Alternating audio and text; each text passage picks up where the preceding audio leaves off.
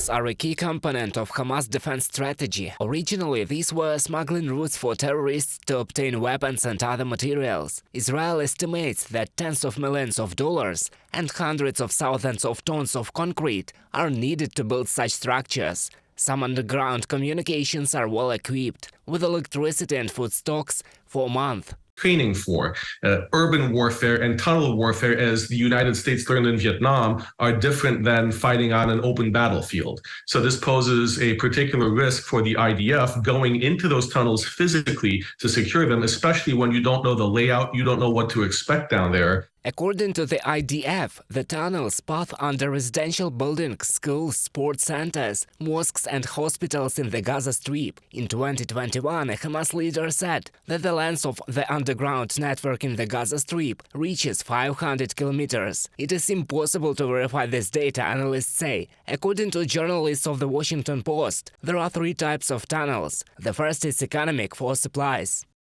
The second was for the top Hamas leadership, so they could be saved during the bombings. And the third type are tunnels used to attack Israel. In 2006, Hamas members penetrated into Israel through such an underground passage and ambushed IDF soldiers. The Israel army has already tried to destroy Hamas underground communications.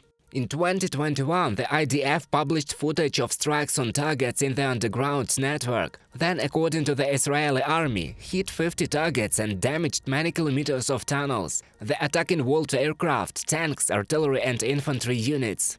It's always difficult to deal with tunnels, don't get me wrong, in any context, even when they are in a mountainous area, but when they are urban area, then everything is more complicated. The tactical aspects, strategic aspects, the operational aspects, and of course the protections that you want to ensure for the civilian population, said Richmond Barak, who is also a senior fellow at the Liber Institute for Law and Land Warfare and the Modern War Institute at West Point. Daphne Richmond Barak, senior researcher at the International Institute for Counterterrorism, in a comment for CNN. The command of the Israel Defense Forces said they will seek to completely destroy the underground network of the terrorist group.